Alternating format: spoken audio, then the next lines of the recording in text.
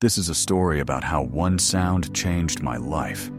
It wasn't loud at all, just a short, almost polite notification of a new message on the family iPad, which we kept in the kitchen near the chargers and car keys. Thanksgiving was over. The turkey had been carved. The guests had left. The children had gone to their rooms with leftover pie and cartoons, and the house was filled with that warm tiredness you feel when you're happy to wash the last plate and just sit down. I sat down. The tablet beeped, and the whole familiar picture of my marriage, 21 years, 2 children, a mortgage on a house in suburban Baltimore, gardening on weekends, Sunday services at the Methodist Church, and trips to Costco, suddenly shifted to the side. The letter was from the airline app. "Thank you for choosing our flight on 9th December, Baltimore, Nashville." The passenger's name was Lauren B. The surname matched ours, my wife. And it wasn't strange that she was flying. Lauren, as a practicing nurse at the clinic, had conferences. What was strange was something else. Her calendar said, night shift. We have 2 children, Jenna, 17, who was writing her college essay, and Miles, 12, the star of his baseball league. Night shift means I'll be with them. Nashville means she won't be there, and one of us is already living in a different reality. I remember my hands. You know that feeling when your fingers feel like cotton wool and you're reading the letters, but your brain refuses to put them together into words. I reread the letter 5 times. I checked if it was our joint account.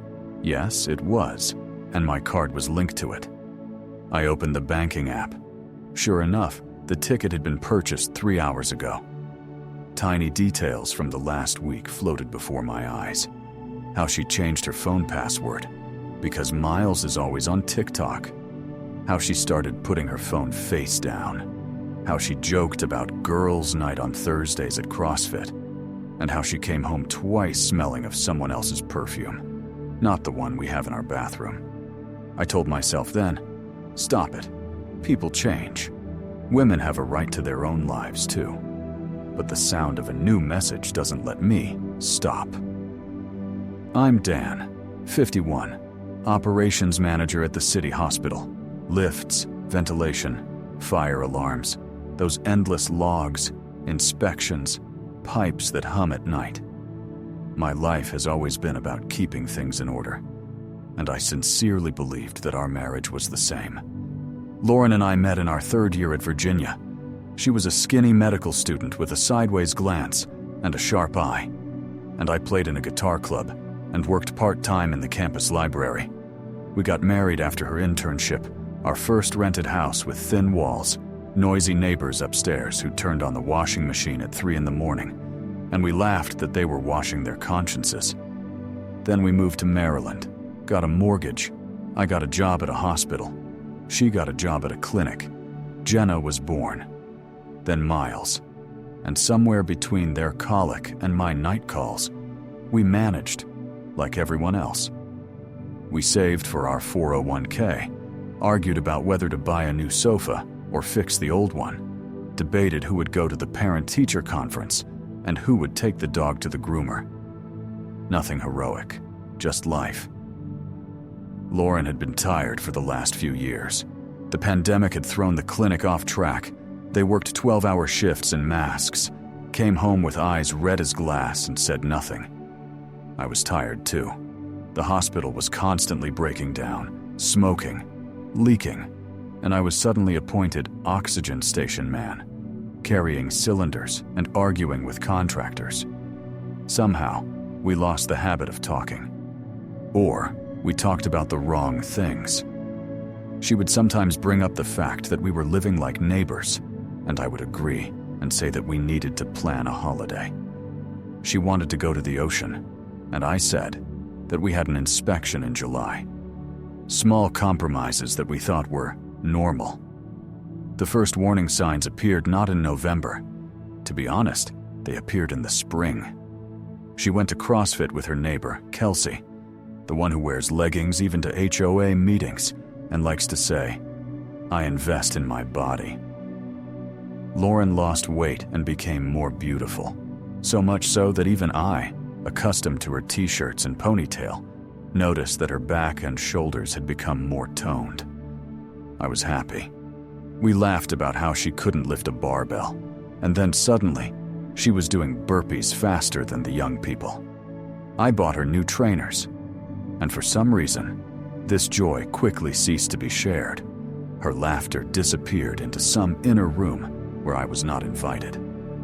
There were process improvement meetings, some clinic network events, stories about instructor Aidan, who is actually a psychologist but teaches a mobility class. The name Aidan became a small pebble in my shoe. I admit that I was not the ideal husband that spring. My father had a minor stroke. I traveled to Richmond every weekend while keeping my job afloat, jumping at every phone call. The fire alarm has gone off. Come quickly. Waking up from dreams of water pouring through the ceiling. Lauren was angry that I was not there all the time, and I made excuses. She said no one was listening to her, and I did something stupid. I heard the sounds, but not the meaning. And yet, even with that, I was sure that we were getting along, that our cracks were working. But November revealed more than just cracks. I didn't sleep on Thanksgiving night. I sat on the sofa with my iPad and followed the chain of events like walking down a dark corridor, feeling for the handrail. 2 months ago, she changed her code. A month ago, she got a new set of lingerie, not from Target, but from an expensive shop in town center. We don't indulge ourselves just like that. 2 weeks ago, she left her car in the car park at the gym and supposedly went for a smoothie with Kelsey. Yesterday, a check arrived from the Hampton Inn in Linticum. She said she was transporting a patient at night. And now, a ticket to Nashville. I got up, went to the kitchen, and opened a second bottle of wine. Even though I know wine is bad for me, it makes my face burn and my capillaries burst. But that night, not feeling anything seemed like the only way to survive. There are different scenarios for discovering infidelity. I know this now because I later read through entire forums, swallowing other people's stories, how others fell, how they got back up. Some have evidence, some have confessions, and others just have intuition. I had a ticket and the feeling that I was living with a person who had decided that his life was no longer my business. In the morning, when I made coffee, I went to the window and realized that I didn't want to throw a tantrum. I didn't want to throw plates, take out the trash on social media, or lie in wait. I wanted to know the truth, because without the truth, it's impossible to even know what to say goodbye to. Lauren came downstairs at 10 o'clock, wearing soft trousers, her hair pulled back, with that light, beautiful tiredness that had once captivated me. She always looked like someone who was needed by others. I put a mug in front of her and said quietly, "Are you flying to Nashville on the 9th?" She flinched. I'd never seen that before. Her whole body, as if an electric current had passed through her. Then she took the mug and said, "Yes, a telemedicine conference. I was going to tell you." "What about the night shift?" I switched. "With whom?" "With Clara. You don't know her." Her voice became quick and light. That's what happened to Lauren when she was nervous. I said, "Lauren, I saw the Hampton Inn check yesterday." She put the mug on the table. We stared at the brown line of coffee as if it knew the answer. "I was taking a patient home. You know, I sometimes..." "At 2 in the morning, in Linticum?" I asked. "You went there without me?" "It was a special case." "Dan, please don't interrogate me." That "please," said calmly, without anger, broke me. Because it said it all. She had long since crossed some line. Please don't ask questions you don't want to hear the answers to. Please don't get in my way where I'm living my life again. Please be convenient. I'm not a source of drama. And yet I had to say, "Tell me the truth. Is there someone else?" Lauren was silent for a long time. I looked at her hands, strong, neat, with long fingers that could insert a needle and find a vein with a single movement. She said quietly, "I," and closed her eyes. I have someone I talk to a lot. It's not what you think, Dan. It's support. You were always at your hospital with your father, always busy. And I was tired of just being mum. I wanted to remember that I am me. Is his name Aidan? She opened her eyes. And at that moment, strangely enough, I stopped being afraid. Because you're always afraid of the unknown. Everything that was unknown became Aidan. She nodded. We started talking at the gym. He's very understanding. He really knows psychology. She hesitated and smiled guiltily. He knows how to listen. At that moment, for the first time in many months, I allowed myself to feel anger. Not loud, without threats. The kind that says simple things. "Did you sleep with him?" "It doesn't matter," she said unexpectedly harshly. "What matters is that I feel alive again. And sleeping is." She waved her hand. "It matters," I said. "It's important to me." She fell silent again. She picked up her phone, put it on the table, and looked at me. "Dan, I didn't want to hurt you. I thought it would help me get out of the emptiness. Yes, we met, several times. But it's not about sex, really. I don't want to divorce you. I want you to understand where you lost me." In American films at this point, the hero usually starts breaking furniture or throws his wedding ring into his soup. In reality, you're sitting on a stool. Your left leg is shaking because it always does when you're scared, and your brain is mechanically compiling a list. I said, "If you don't want a divorce, then first, you break off contact with him. Second, you tell me the whole truth. Not a few times or it doesn't matter, but how it was, when, where, why. Third, we go to a therapist, not to fix me, but to understand what's going on with us. Fourth, no more Nashvilles. And if you're not ready, just say so. I'm not going to live in a love triangle." She looked at me for a long time, and in that look, I saw her calculating the odds, calculating her fears, calculating what she would lose if she said yes, and what she would lose if she said no. She said, "Okay, I'll break it off." We hugged. It was a strange hug, as if two people were acting out a scene they hadn't rehearsed. I smelled her scent, familiar and foreign, and thought that hugging someone isn't always about closeness. Sometimes it's about trying to catch your breath. We went to a therapist. A week later, her name was Molly. She sat in a chair with a notebook and the kind of face that was supposed to be calm. And she said that stories of betrayal are often stories of loneliness. It sounded clever and very hurtful. Because if it's loneliness, then why didn't you come to me?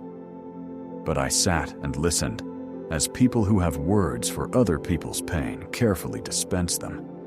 Molly suggested truth without details, safety rules, a contact plan, and filling the emotional account. I wrote all this down because I'm a list person. Lauren nodded. We agreed. She would break off contact, write a breakup letter, give me her passwords and phone numbers to check if I needed to, and we would restart intimacy for 3 months. We tried. Really. I learned to ask questions not, "Where were you?" but, "How did you feel?" She tried to say not, "You're always," but, "I'm lonely." We started taking evening walks along our quiet cul-de-sac, where squirrels and neighbors are always wandering around, and talked about Jenna, whether she should apply for a scholarship to UNC or Penn State, about how Miles still doesn't have a beat on the outside, about how carrots are better fried than boiled. We started having breakfast again on Sundays at the same cafe where the waitress, Mrs. Ellen, always says, "Dan, the usual." And that usual suddenly became comforting. But the truth is a strange thing. It only allows you to build on ground where there are no failures. And there was a failure. When you know that you are living on a lie, you are not standing, you are balancing. A month after therapy, I was in my car, connected my phone to CarPlay, and saw a pop-up banner. Aidan, are you sure about tomorrow? Did he say he's leaving? It was a conversation in an app I didn't know about. Not iMessage, not WhatsApp, but a new, semi-legal messenger they used for secret chats. I pulled over to the side of the road, turned off the engine, sat there, and heard the blood pounding in my ears. Then I drove home, sat down opposite Lauren, and put my phone down. She looked at the screen, and her face, everything I loved, suddenly turned to marble. I didn't send it to him, she said quietly. He wrote it. I didn't reply. But you're still talking, after the breakup letter, after the rules, after the bill. I'd laughed. Laughter is a terrible sound when it's about despair. Do you know what that feeling is like? It's like we're building a new house on an old foundation where there's a gas cylinder, and you say it's empty, and the flame is just for coziness. She covered her face with her hands. Her voice was muffled. I tried. I really tried, Dan. But he became like a drug. He wrote in the morning, asked how I slept, and it felt like someone was holding me in my head during the day. I couldn't just turn it off. I'm sorry. I'm sorry. I'm sorry. Here's what I realized that evening. Sorry is a nice word, but it doesn't always mean willing to live differently. Often it means willing to be forgiven again. I took my jacket and went for a walk. I walked around the whole neighborhood, past the lights, the gnomes, someone's children's bicycles, past other families doing what we used to do, watching films on the sofa, arguing over which pizza to order, laughing at the cat's antics. It seemed to me that I was standing at a crossroads where both paths were wrong. To stay meant to stifle myself. To leave meant to break the familiar ground beneath my children's feet. But at home, the ground was already broken. And the only thing I could do for my children was to show them that an adult knows when to stop, when they are no longer respected. A week later, I had tests done by a therapist. This is about health. She promised that everything was safe. Met with a solicitor, and learned many new words that I didn't need a month ago. Separate property, jointly acquired property, spousal support, custody plan. In Maryland, divorce is not a scene from a film where someone slams the door. It's months of paperwork, assessments, property lists, scheduling dates, emotions, and, in my case, long conversations with the children. Jenna and I sat in her room, which was covered in markers and stickers, application deadlines, lists of recommendation letters, tables where she compared campuses. I sat on the edge of the bed and said, "Mom and I, we're going through a difficult time. We're going to be living apart for a while." She looked at me, mature beyond her years, and said, "Is it true?" and didn't finish. I nodded. "We're doing everything we can to make sure you don't get hurt. It's not your fault. You can be angry, you can cry, you can talk. I'm here for you." She cried. So did I. With Miles, it was different. 12-year-old boys don't ask why. They ask, "Who will take me to practice? Who will sign the permission slips? What about the dog?" We wrote down all the who's on a piece of paper and hung it on the fridge. Children are great engineers of reality. They take even crooked sticks and build bridges. Lauren and I chose a nesting format for the first 3 months. The children stay at home, and we take turns. 1 week, one of us, 1 week the other. It's a good solution on paper, and a very strange living thing in reality. When you come home to your week, and there's her almond milk and avocados in the fridge, her mug on the table, her toothbrush in the bathroom, When your home reminds you that life is not just walls, but also the smell of shampoo. I lived in a cheap corporate apart-hotel during the other week, ate microwave meals, and fell asleep too often watching ESPN because the silence was frightening. I started going to meetings for men who had experienced betrayal. They were held in the basement of a Baptist church, and we sat in a circle of folding chairs and said out loud what men don't say. I'm hurt. I'm ashamed. I feel like I've been traded for a better offer. Some people drank. I didn't want to. I was afraid of becoming the father who smelled of whiskey on Sundays. At first, Lauren held her head high. She arrived on time, ironed the children's shirts, baked cookies, wrote me thank you, notes for my days off, and even sent me a smiley face a couple of times.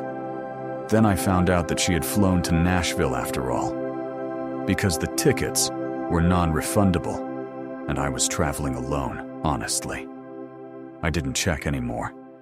You know, there comes a point when you stop picking up the pieces, when you realize that the puzzle is coming together into a picture you don't want to look at. I signed the papers. We went to mediation. We sat on opposite sides of the table with a neutral woman who asked the same questions. Who gets Christmas in odd-numbered years? Who pays for insurance? What is the order of college payments? Who is responsible for dental care? You want to say, who is responsible for the fact that I can't breathe at night? But mediation isn't about that. Mediation is about logistics, so that children aren't shuttled between two departments. To be fair, Lauren took on a lot. She agreed to equal custody, to selling the house and splitting the equity in half, to an honest assessment of our savings, to Miles staying in his school, and to both of us buying homes within a 20-minute radius. She remained convinced that the fault is mutual, that without my constant involvement in my work, without my moving in with my father, without my let's do it later attitude, this would not have happened. And maybe, somewhere in her world, that's true. But in my world, there is simple geometry. A triangle is always a choice. We may both be to blame for the cracks, but I am not to blame for her bridge. We sold the house in the spring. I remember how the garage emptied, how I took down the hooks with the bicycles, how a strip of paint fell off one wall. There was a shelf that I had screwed on in 2008. I stood in the empty living room and felt like I was in a cinema after the final credits. You sit there, and the lights are already on, and the workers are tidying up, and you have to leave. I closed the door, gave the keys to the estate agent, and drove to my new home, a smaller townhouse without a fireplace, overlooking a car park where someone is always learning to park. I bought a new sofa for it, which I chose myself. I hung a guitar on the wall, which I took out of its case once a year. I watered the ficus tree that Jenna gave me, although I'm not sure how to do it properly. And for the first time in many months, I slept without dreams. There is a strange freedom in divorce. It's not about, hooray, youth again, as some glossy blogs sell it. It's about not having to guess someone else's temperature anymore. You feel your body, your morning, your mug. You begin to realize that you love mussels, not burgers, even though your family ate burgers for 20 years because it's more convenient for the kids. You realize that you like walking to Safeway rather than driving there on the way. You realize that in the mornings, you want to listen to old Springsteen, not a podcast on how to improve communication. And your children are different now. Jenna and I discussed colleges without worrying about what Mum will say. Miles and I went out to the field and practiced his curveball, and I saw his eyes light up not only because he was winning, but because afterwards, we went to a fast food restaurant and got tacos, and this daddy day was his thing. Lauren. For a while, Lauren was a collection of rumors and schedules to me. I tried to keep my cool. During our Sunday transfers, I only talked about the kids and business. Didn't ask, how is he? Didn't respond. When she, A couple of times, in anguish, I think, tried to cross the bridge of we could. I didn't want we could. I wanted as is. Once, when she was bringing Miles home from practice, a man got into her car. Tall, short reddish hair, wearing a CrossFit t-shirt. They waved at me, both of them. I nodded. No drama. And you know what I thought? That I was standing there in the heat, holding a bottle of water, and I didn't have to explain anything to the man who had become the refrain of my war. That's a small happiness. A year has passed. Jenna went to UNC, is studying journalism, and sends both of us, me and Lauren, identical photos of the campus. That's her maturity. She doesn't want to take sides. Miles has grown taller than me and has become more careful when talking to me, although sometimes he looks like a man who has discovered informality.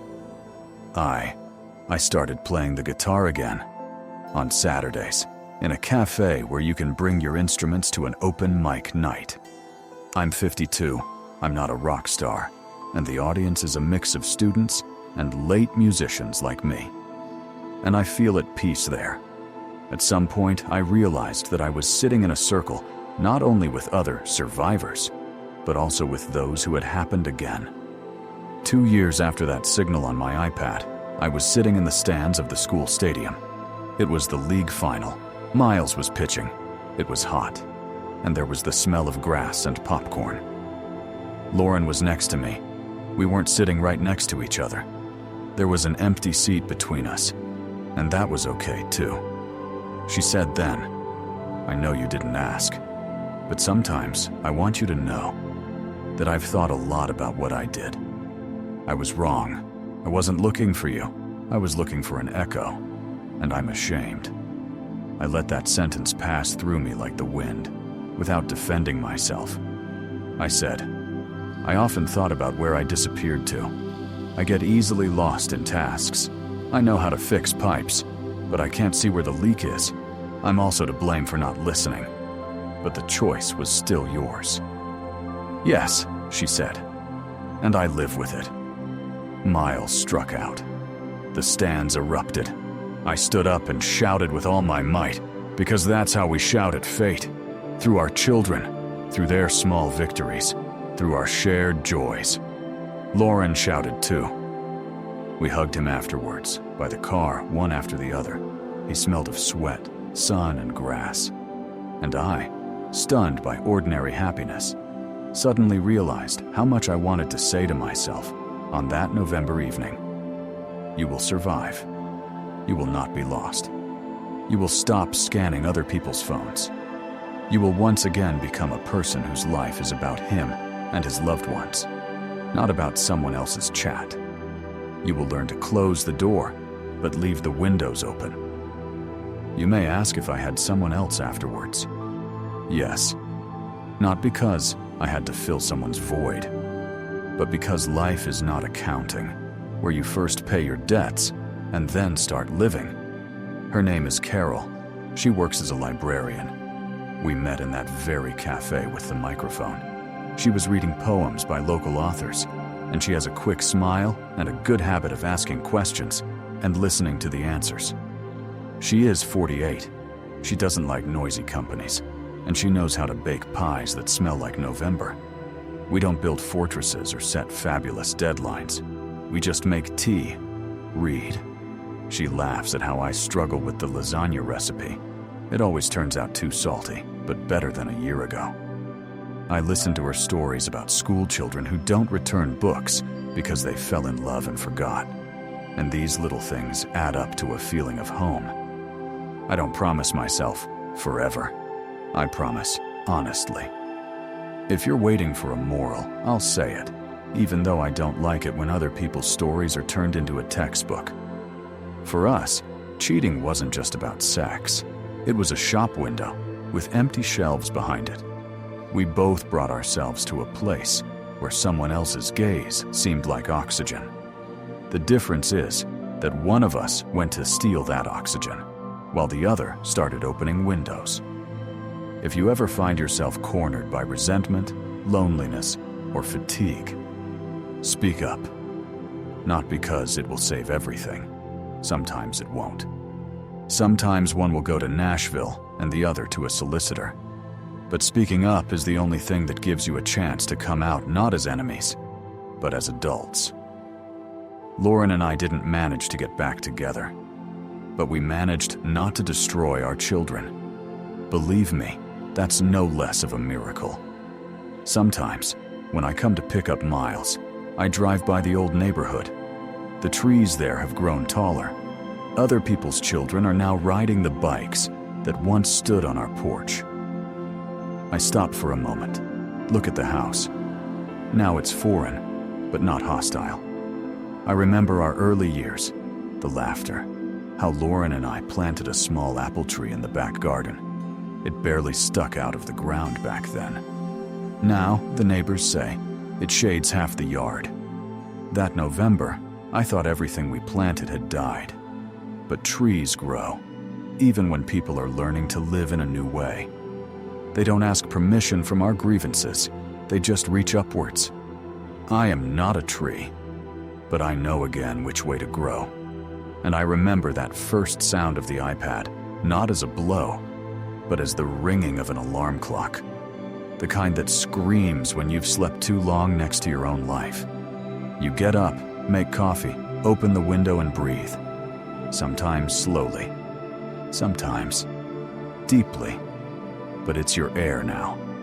And with that air, you go to the stadium to see your son, carry a box of books to your daughter's dorm, put your guitar on your knee, and, as carefully as you would place a glass on the edge of the sink, say, "Thank you for what was.